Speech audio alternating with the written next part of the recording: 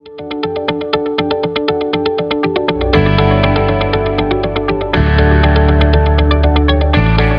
migraña a lo largo del ciclo vital de la mujer. La siguiente, por favor. Bueno, pues nosotros vamos a hablar un poco de generalidades, lo que hemos repitiendo en algunas otras pláticas anteriores, y ahora vamos a enfocarnos pues en estas distintas etapas de la mujer. Como sabemos, es la menstruación, el embarazo, la lactancia y, por supuesto, la menopausia, ¿no? ¿Cómo debemos abordar a nuestras pacientes? ¿Cómo guiarlas? Y pues nos vamos también a enfocar mucho en el tratamiento, cada una de estas etapas, para poder dar el mejor tratamiento a nuestras pacientes. Hablar de un tratamiento pues tanto farmacológico como no farmacológico. La siguiente, por favor. Recordar, pues la migraña es la enfermedad neurológica más frecuente, pero también es la segunda enfermedad más incapacitante en el mundo, ¿no? Esto de acuerdo a la liga, bueno, no la liga, sino basado en la calidad de vida, ¿no?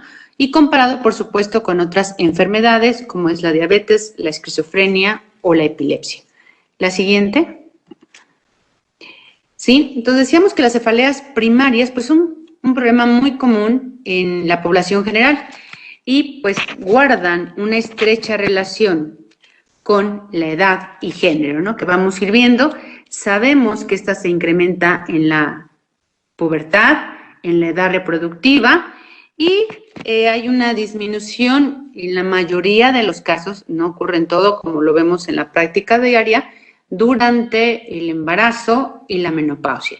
Y como vamos a ver también, pues esto va a depender mucho del tipo de migraña que tenga nuestra paciente. La siguiente. Y para eso lo primero que tenemos que hacer, como en cualquier tipo de migraña que llega a nuestra paciente por primera vez o que tenemos que evaluar, como vamos a ver, pues es descartar en cada una de ellas esas banderas rojas, ¿no? Descartar si no estamos ante una cefalea secundaria y vamos sobre todo a enfocarnos en estas banderas rojas, que como vamos a ver si es muy parecido en el embarazo que si la paciente no estuviera embarazada. Y después, algo también de suma importancia para ver qué tratamiento vamos a dar, si va a ser candidata a un tratamiento preventivo o solamente un abortivo, es si estamos ante una migraña episódica, que aunque sabemos que en la clasificación internacional de cefaleas no está, pero que corresponde a lo que es la migraña sin aura y la migraña con aura, ¿no? Que esto quizás en la cuarta clasificación ya venga abordada de esta manera. O estamos ante una migraña crónica y esta migraña crónica, pues sabemos que hasta un 70% o más se acompaña de una cefalea por abuso de analgésicos. Entonces, esto es el abordaje que tenemos que hacer en cada uno de nuestros pacientes, que muchas veces ya nos llega con el diagnóstico de migraña. Nosotros como médicos especialistas, pues poner o anotar ese apellido, ¿no? Decíamos una migraña episódica o una migraña crónica. La siguiente, por favor. Entonces decíamos, de acuerdo a esto, a los signos de alarma, ¿sí?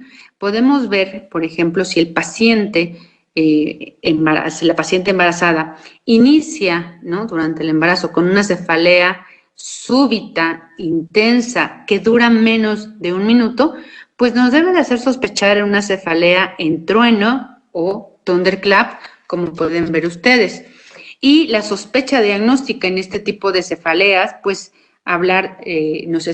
estaríamos sospechando, por ejemplo, de una hemorragia subarachnoidea, una angiopatía posparto o una apoplejía pituitaria. Entonces, de acuerdo a las características en el embarazo, es de suma importancia evaluar todos estos detalles para lograr un diagnóstico más acertado. Ahora, también si estamos ante una cefalea con un aura atípica, recordar que el aura generalmente es gradual, dura de 5 a 60 minutos, ¿sí? Pero si esta dura más de una hora, puede haber una aura prolongada, pero no es lo frecuente, entonces sospechar de un evento vascular cerebral o una isquemia cerebral transitoria, en especial si se acompaña de una debilidad motora. O si la cefalea se acompaña de fiebre durante el embarazo, pues tenemos también que sospechar de un problema neurológico como es una meningitis, o si existe el antecedente de la historia de un HIV o sífilis en una meningoencefalitis, si hay historia de cáncer, si esta cefalea es postural, por ejemplo, al agacharse, pues también nos puede hablar de una hipotensión intracraneana, o si esta también ocurre al final del embarazo o en el posparto, recordar que puede hacernos sospechar de una trombosis venosa central. Y en cuanto a la cefalea progresiva, a los cambios cognitivos que la acompañen, debemos de sospechar en una lesión intracraneal o también en una hipertensión endocraniana benigna. También en el embarazo, recuerden que es frecuente observar, bueno, no tan frecuente, pero algo que tenemos que sospechar, por ejemplo, es la preeclampsia o la eclampsia, sobre todo si se acompaña de hipertensión, proteinuria. Y más que epilepsia, pues hablar de si el paciente está iniciando con una crisis generalizada o crisis focal de novo, pues también sospechar en una eclampsia. Decíamos recordar que la preeclampsia durante el embarazo se reporta más o menos entre un 2 a un 8% y en la edad gestacional sobre todo a partir de la semana 20. Entonces, todos estos signos y síntomas nos van a ayudar a ir descartando todo este tipo de cefaleas secundarias y buscar en cada una de ellas, de nuestros pacientes, pues estas banderas rojas. La siguiente, por favor. Y hablando de las hormonas, que como vemos juegan un papel muy importante, sobre todo los estrógenos, que da esa susceptibilidad o le da la susceptibilidad a las mujeres de presentar este tipo de migrañas. Pues como sabemos, la migraña pues es más frecuente en hombres que en mujeres, en esa relación 3:1, y esto varía de acuerdo a las fluctuaciones hormonales, donde los estrógenos se van a aumentar o están incrementados en la menarca, en la menstruación, y sabemos que ya va a haber una menor fluctuación de los mismos en el embarazo y en la menopausia. Y esto se correlaciona, decíamos, con la disminución de la frecuencia de crisis migrañosas. Esta portada del libro, lo presentó en el Congreso Virtual, se me hizo pues interesante, ¿no? El poner por la doctora Joanna Neiper, el decir no esta noche, ¿no? Y no solamente no esta noche, sino no cuando tenemos algún evento importante, una reunión importante, una reunión profesional o social, ¿no? Y que muchas veces sabemos pues que este tipo de enfermedad limita la calidad de vida de nuestros pacientes. La siguiente. Y hablando de las fluctuaciones, sí, de estas hormonas, típicamente se describe que la migraña va a iniciar 1 o 2 años antes que inicie la menarca. Predomina, decíamos que a partir de esta edad va a predominar más en la mujer, alcanzando en algunos reportes desde el 24% hasta la edad, sobre todo en la edad más bien productiva y reproductiva, es decir, entre los 30 a 39 años. Y esta fluctuación, como mencionábamos hace unos momentos, pues es mucho más evidente en los estrógenos, ¿no? Como vamos a ir evaluando en cada una de las etapas. Y recordar, como ya comentamos en una plática anterior, las hormonas ováricas tienen una influencia importante en el sistema nervioso central, a través de ese sistema serotoninérgico, dopaminérgico, GABAérgico, que hace mucho más compleja este tipo de patología en la mujer. La siguiente, por favor. Y bien, esto es para mostrar, pues, gráficamente, ¿no?, la influencia que tiene estas hormonas en la migraña. En la primera parte del ciclo menstrual pueden ver que está en color como moradito, los estrógenos, y vemos que al final aparece, si hay una disminución de los mismos, y en gris es donde se presenta la migraña, ¿no? Que te decíamos tiene mucho que ver con esta susceptibilidad. Durante el embarazo, donde no hay tanta fluctuación, pero que al final nuevamente hay esa disminución de los estrógenos, nuevamente aparece un incremento en la frecuencia de las crisis de migraña. Y finalmente, durante la menopausia, esas fluctuaciones también hormonales, vemos que se van muy de la mano con la presencia de crisis de migraña. Aquí el mensaje es que sí, aunque la mayoría de las pacientes migrañosas van a mejorar durante la menopausia, esto no va a ocurrir en todas las pacientes. Y es importante también mencionárselo a los pacientes porque a veces están con la información inadecuada que después de la menopausia puede mejorar o realizándose alguna histerectomía pudiera mejorar, y esto no ocurre en todos los casos. Entonces, tenemos que informarle a nuestros pacientes que esto es variable, que sí pudiera ser mucho menos frecuente, pero que debe de recibir el tratamiento indicado por nosotros como médicos. La siguiente, por favor.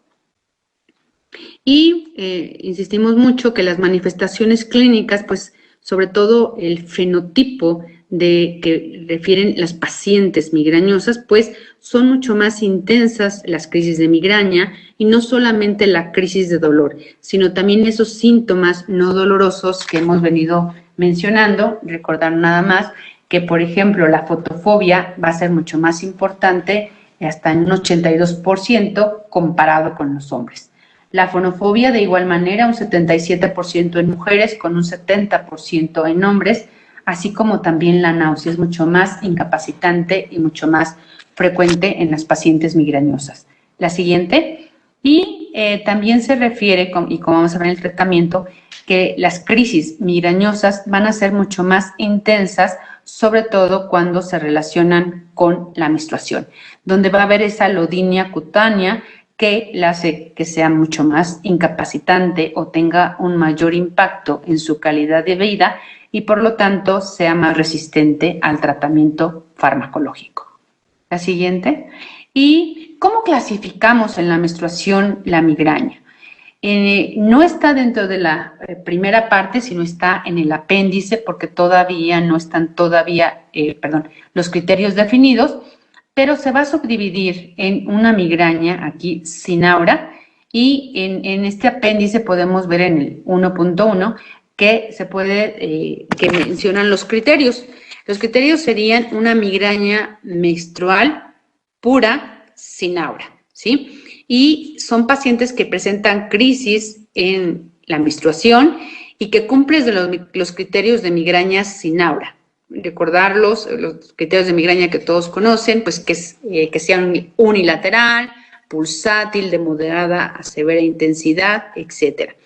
Y que estas crisis se van a presentar únicamente en el día 1 o más 2, es decir, puede ser menos 2 a más 3 días de la menstruación, pero que esta debe además presentarse por lo menos 2 de 3 ciclos menstruales y en ningún otro momento del periodo de la paciente. Y recordar que el día 1 de la menstruación es el número 1, no hay número 0, y el día anterior es menos 1, ¿sí? Y el posterior sería más 1. Entonces, esto nos habla de que la migraña puramente menstrual solamente va a aparecer en estos días. La siguiente, y también en el apéndice tenemos los criterios para la migraña sin aura relacionada a la menstruación. Y aquí realmente la única diferencia que tienen es al final, es lo que está subrayado, en donde además de que se presentan en la menstruación, pueden ocurrir en cualquier otro momento del ciclo. Y que yo creo que esto es lo que vemos más en la práctica diaria, en la consulta, esa migraña sin aura relacionada a la menstruación. La siguiente. Pero también tenemos la migraña con aura, que la diferencia que tiene con la anterior es que tiene los criterios clínicos de migraña con aura, ¿no? Y de igual manera, en lo subrayado, se va a presentar solamente durante la menstruación. La siguiente.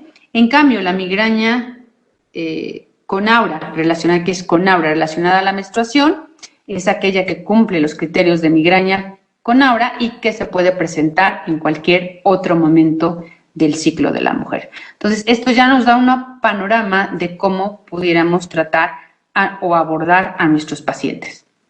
La siguiente. ¿Pero qué pasa en el embarazo? Pues lo ideal sería planearlo junto con nuestra paciente, ¿no? Que realmente antes de iniciar o que la paciente se embarace, pues tener un buen control de su migraña, ya sea episódica o crónica. Y si en algunos casos, en la mayoría de los casos no es así, pues saber cuál es el pronóstico que puede tener nuestra paciente. Es decir, no es lo mismo que el paciente tenga una migraña sin aura, que como podemos observar, esta presenta una mejoría importante. Se reporta que hasta de un 60 a un 70%, y ocurre generalmente a partir de la semana 14 o 16 del embarazo. La siguiente, es decir, un 30% puede continuar con sus crisis de migraña, pero el 70% va a presentar esta mejoría. Y puede también, otra cuestión que está bien, que es importante mencionar, es que si mejora en el primer trimestre, la paciente puede continuar con esta mejoría, y que si no hay una mejoría durante el primer trimestre, el paciente o la paciente puede continuar con crisis de migraña durante todo el embarazo y poder exacerbarse en el posparto. La siguiente, ahora sí, por favor. ¿Pero qué pasa con la migraña con aura? La migraña con aura pues no tiene el mismo pronóstico, y esto nos debe ayudar a informar a nuestro paciente cómo puede evolucionar. Es decir, el 60% puede mejorar, pero un 40% no. Y puede empeorar sobre todo en el primer trimestre. Aquí también pueden aparecer no solamente crisis de migraña o crisis de dolor, sino también pueden aparecer auras frecuentes y complejas. Y para esto pues se debe dar el tratamiento más específico, y finalmente pues un subgrupo no tener los resultados o la evolución esperada, y aquí es cuando nosotros debemos decidir, como vamos a ver más adelante, qué tipo de tratamiento farmacológico se debe de dar. La siguiente, por favor. Y en la menopausia, decíamos que en la menopausia tiende a mejorar. Recordar que la menopausia significa o implica la ausencia del ciclo menstrual por un periodo mayor a un año, y que esta aparece entre los 50 años más o menos 5 años. Que la migraña menstrual pura, es cierto, va a tener una mejoría importante, pero esta migraña menstrual pura realmente no es tan frecuente, ¿no? Y cuando se relaciona con la menstruación, como ya vimos, esta puede mejorar en un tercio de los pacientes. Y sobre todo, la mejoría se reporta en aquellos pacientes que tienen migraña sin aura. La MSA son las siglas de la migraña sin aura. Y que un 34% pueden tener otras cefaleas. Recordar que otra bandera roja es aquel paciente que inicia con una cefalea diferente o una nueva cefalea, y que nos debe de hacer sospechar, por ejemplo, o buscar intencionadamente una arteritis de células gigantes o alguna lesión estructural. La siguiente. Entonces, de acuerdo a todo lo que hemos venido comentando de cómo se presenta el paciente, la paciente, en la etapa que se presenta este tipo de enfermedad, pues vamos a dar el manejo más adecuado. Y siempre iniciar con un tratamiento no farmacológico. La siguiente. En general, en todas las pacientes, pues vamos a dar insistir en esos buenos hábitos de dormir adecuadamente, de ejercicio constante, de comidas regulares, es decir, evitar saltarse un alimento, limitar la cafeína, que el exceso de cafeína, muchos analgésicos la contienen, más la cafeína que toma el paciente puede empeorarlo, el buen manejo del estrés y, por supuesto, evitar el uso o el uso inadecuado de los analgésicos o el abuso del mismo. La siguiente, dentro de ese tratamiento no farmacológico, la siguiente es algo que de verdad ayuda mucho, es la terapia cognitivo-conductual, que por ejemplo, si la paciente se quiere embarazar, pues podemos planear, iniciar con el biofeedback, la terapia cognitivo-conductual, para evitar en lo posible medicamentos, tanto abortivos como preventivos. Y otro que puede ser de gran ayuda es este dispositivo, el Cefaly, que puede ser de utilidad, insisto mucho, si lo empezamos a utilizar antes de que la paciente se embarace. La siguiente. La siguiente, por favor.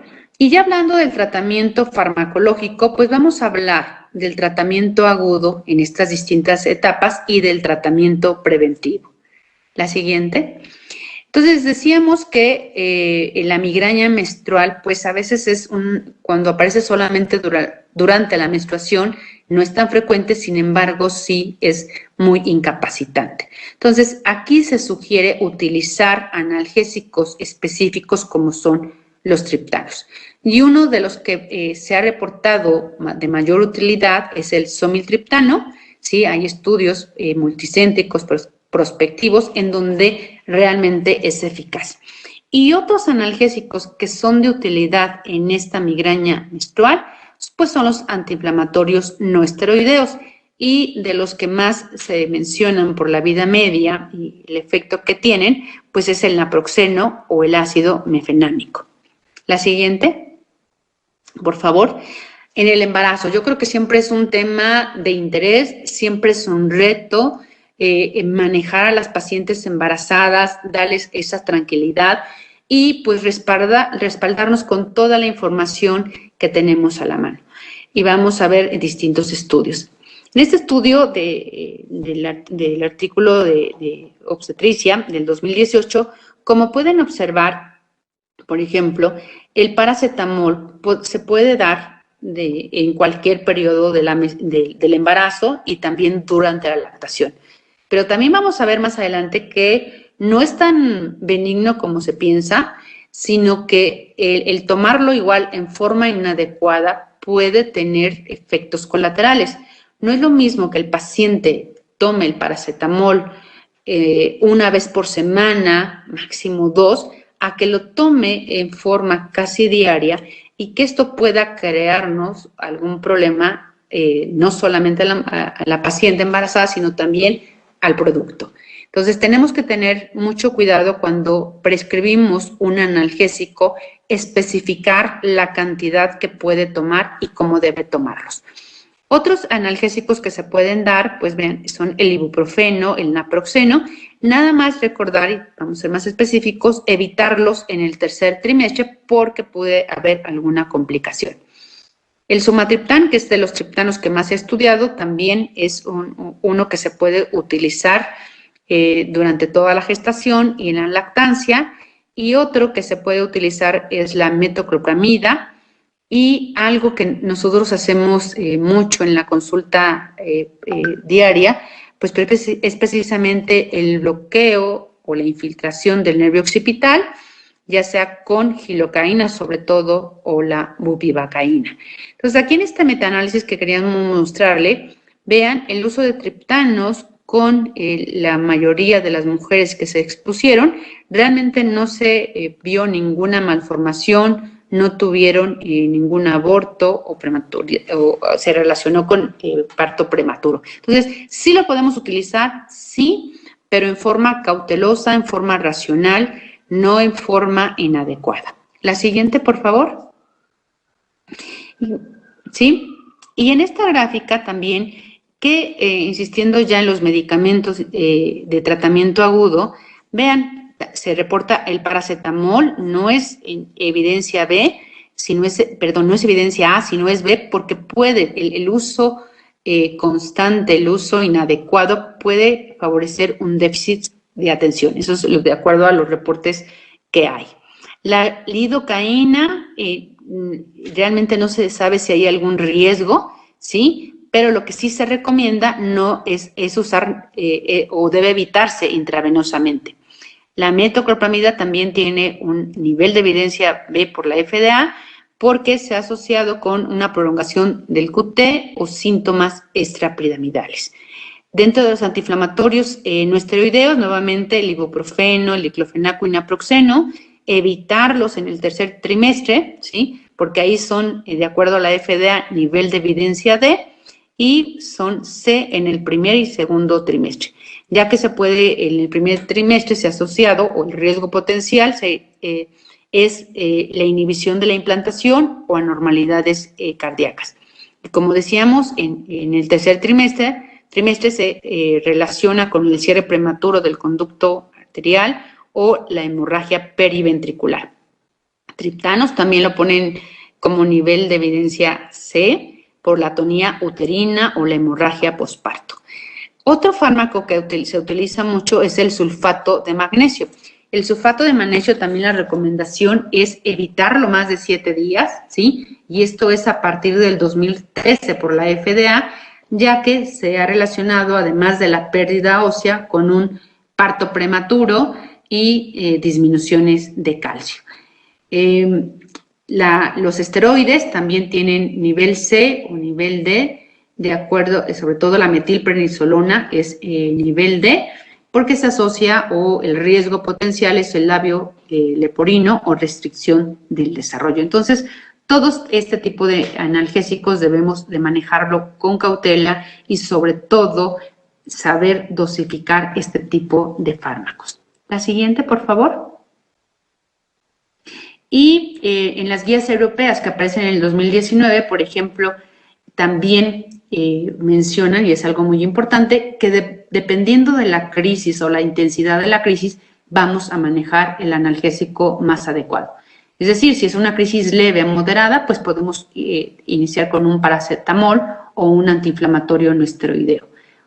También se puede dar una metoclopramida si hay náusea y también para dolor. La siguiente. Vamos un poquito más rápido.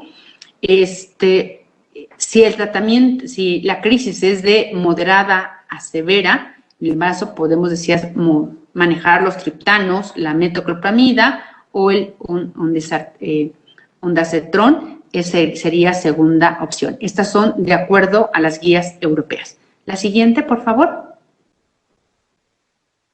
Y que apareció este año, en el 2021, por la Asociación Europea, la Asociación Española, fíjense de igual manera, mencionan que el paracetamol, la metoclopramida, el diclofenaco, el ondansetron y la lidocaína son nivel B, es decir, no hay ningún nivel A, y aquí utilizan más el diclofenaco, que lo puedes utilizar en el primero y segundo trimestre.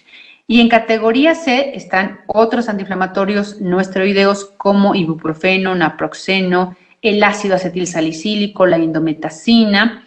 También en nivel C están algunos opioides como el tramador, algunos triptanos, que en México pues no tenemos ni frobatriptán, ni ya tampoco está escaso el almotriptán, pero otros triptanos pudieran utilizarse, así como también la prednisona. Y categoría de pues los antiinflamatorios no esteroideos, sobre todo en el tercer trimestre. La siguiente.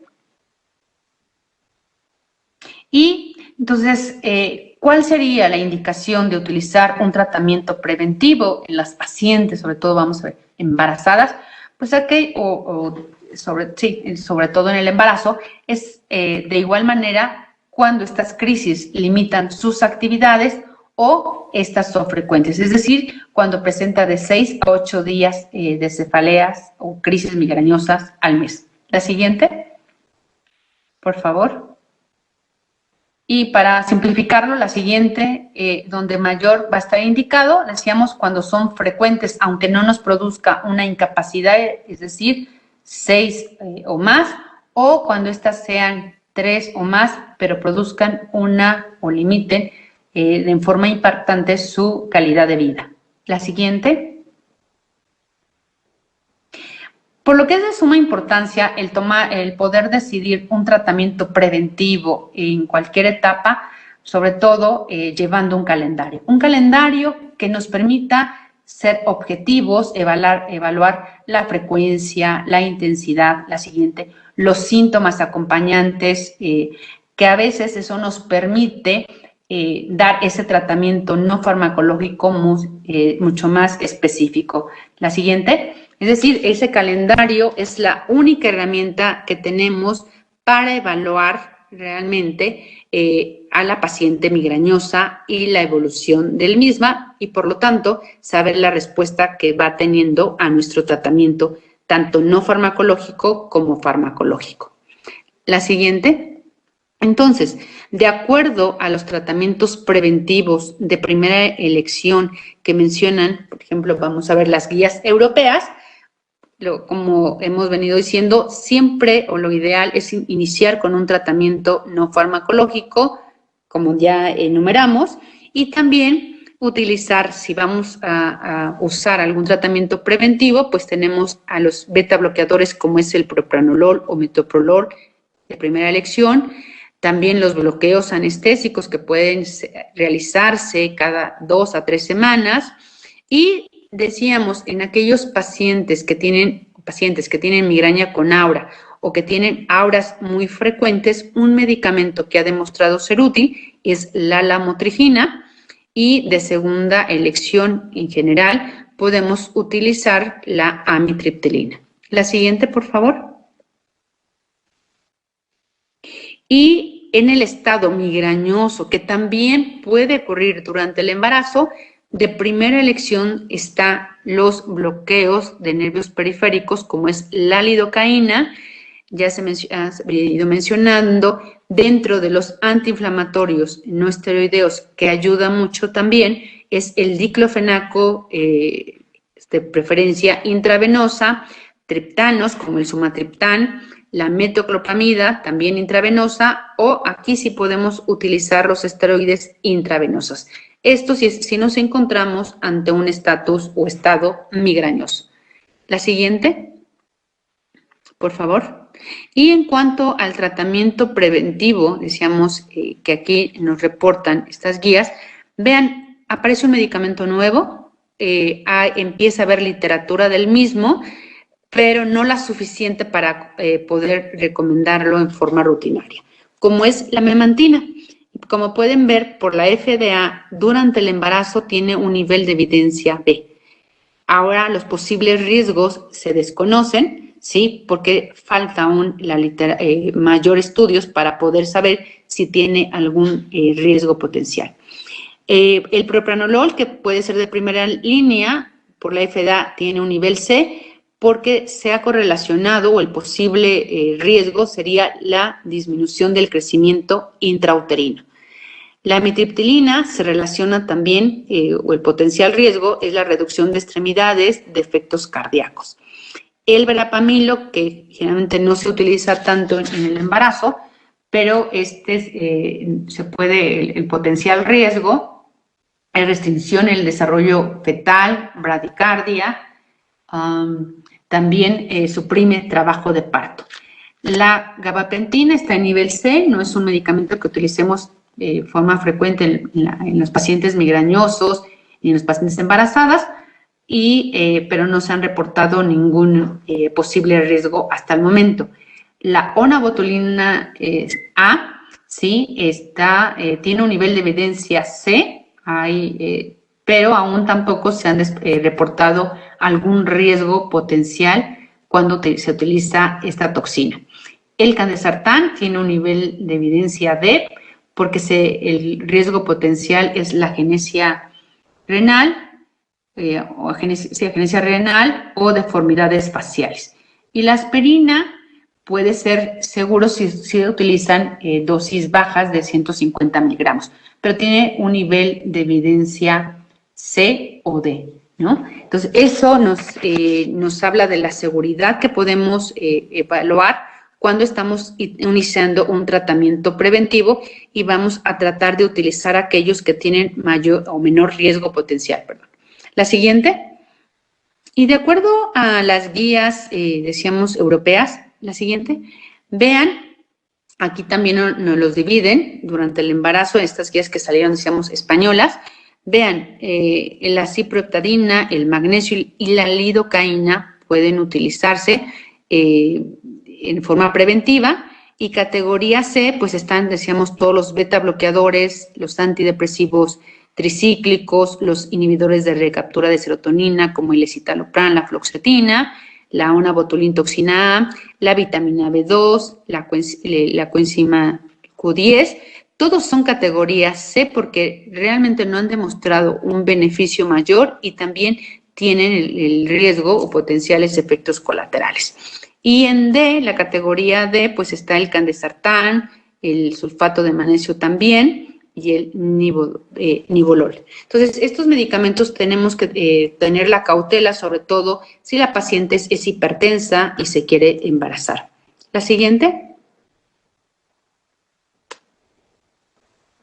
Y tratando también en estas guías europeas de simplificarlo, pues nos ponen lo que hemos venido mencionando, qué tipo de analgésicos vamos a utilizar en las crisis leve, qué tipo en las crisis moderadas, en el estatus migrañoso y finalmente en el tratamiento preventivo de primera elección que ya mencionamos. La siguiente.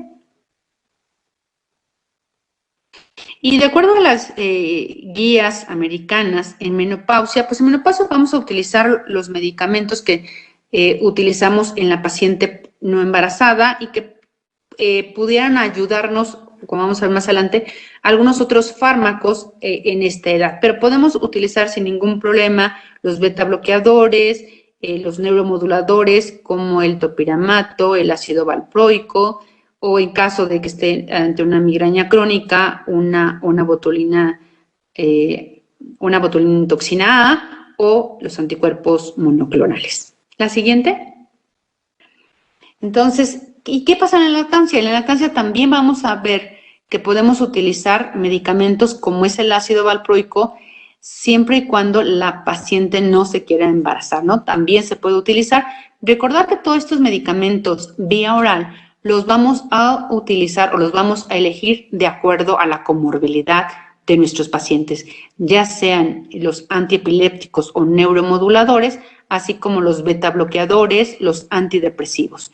Y los que tienen riesgo bajo, pues son algunos anticonceptivos, otros antidepresivos como el bupropión o la fluoxetina. Entonces, todos estos medicamentos tienen un bajo riesgo, pero que sí se pueden utilizar durante la lactancia. La siguiente.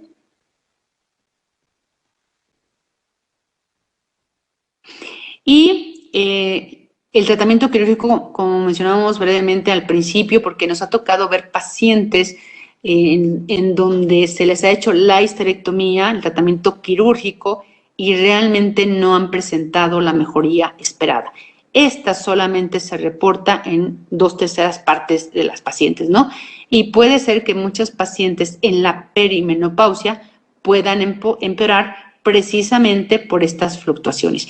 Y aquí se recomiendan utilizar este tipo de fármacos, estos antidepresivos duales o inhibidores de recaptura de serotonina. La siguiente, por favor. Y bueno, finalmente vemos que de acuerdo a las distintas etapas, pues hay medicamentos que podemos recomendar. Hay de alguna manera algunos tips que podemos ayudar a nuestros pacientes, ¿no? Por ejemplo, si se quieren embarazar y tienen migraña sin aura, pues informarles para una mayor tranquilidad, una mejor evolución, que la mayoría de nuestros pacientes mejoran, que recordar es cierto que además la migraña sin aura es la más frecuente, ¿no? Sin embargo, se necesitan más datos, como pudimos observar, para poder dar un tratamiento mucho más individualizado, pero con esta información tener ese respaldo de qué fármaco pudiéramos dar en cada una de nuestros pacientes. La siguiente. Y terminando, pues recordar que estos dolores que no matan, ¿sí? Son los más crueles porque afectan la edad más importante de las pacientes, ¿no? Esa edad productiva y reproductiva que dice que no nos dejan, no las dejan disfrutarla como debería decir, es decir, no permiten jamás gozar de ella.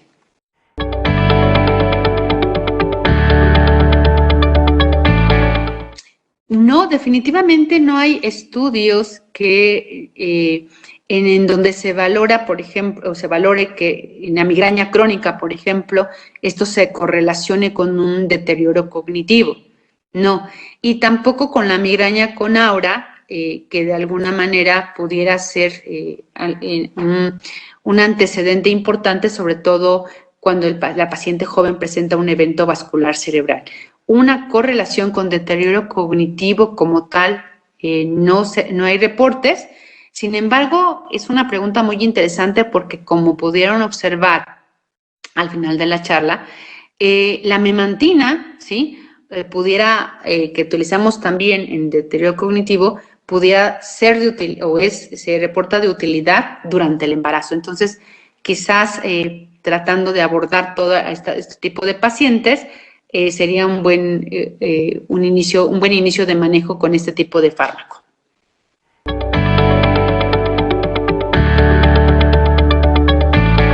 Sí es algo que tienen que platicar mucho con sus pacientes, gracias, de verdad, porque muchas o en varias ocasiones el paciente no te pregunta, ¿no? Y tú le has dado un medicamento que crees que le funciona, ¿no? Para esa prevención de su migraña, como es el topiramato o el ácido valproico, que sabemos que están contraindicados. Entonces, primero, la sugerencia aquí es que te firmen de verdad una carta de consentimiento que no se van a embarazar. Porque muchas veces, como te digo, no te piden permiso, ¿no? Y de repente te comentan en la siguiente consulta o por vía telefónica que ya están embarazadas y que estaban tomando este tipo de fármacos que no están indicados. Lo ideal, decíamos, es tener un buen control y ya respecto a la pregunta, pues se sugiere utilizar anticonceptivos que tengan más progesterona, ¿sí?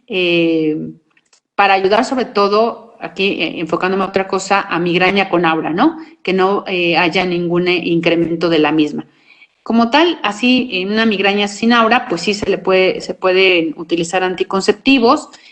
Sin embargo, se debe tener una comunicación con su ginecólogo para que realmente no se tenga ningún problema, ¿no? No hay contraindicación, a menos, insisto, que sea una migraña con aura, pero sobre todo, de verdad, casi firmar a la paciente que está en esta edad reproductiva que durante la ingesta de estos medicamentos debe evitar el embarazarse.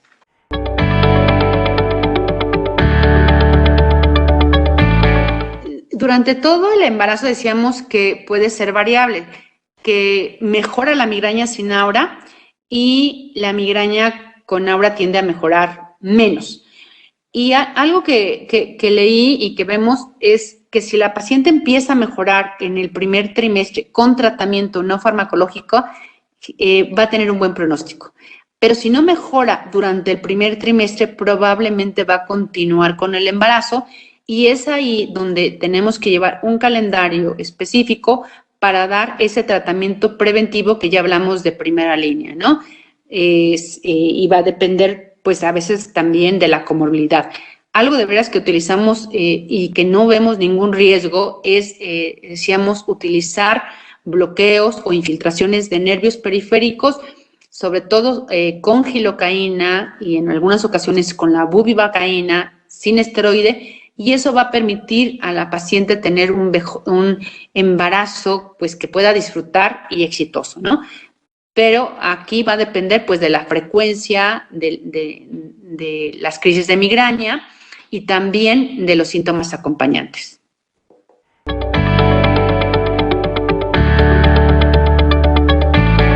Sí, totalmente, pero está contraindicado en el embarazo. Aquí, si se fijaron, en las guías que yo mostré, traté de traer las guías más actuales, las europeas, las que este año aparecen en las guías españolas, y lo que encontramos en la americana es que ningún antiepiléptico, ya sea valproato o ácido valproico, debe utilizarse.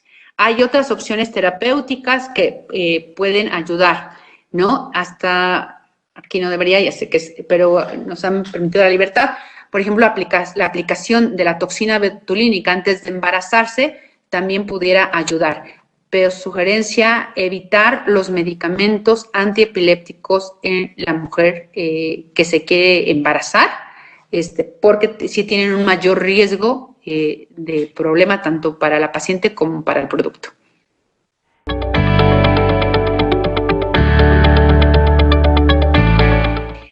Tratamos de abordar, y de verdad que espero de que sea de utilidad, el manejo, sobre todo en la mujer embarazada, que, insisto, es mucho más complejo, ¿no? Porque no solamente estamos tratando a la paciente, sino también al producto que queremos que nazca bien, que nazca sano, y que de alguna manera, si nosotros podemos acompañar a estas pacientes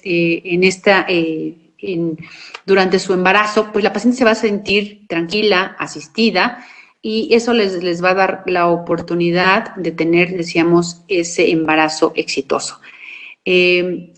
Gracias por estar con nosotros, gracias por sus preguntas, y pues esperemos que si tienen alguna duda posterior a eso, con mucho gusto estoy a sus órdenes.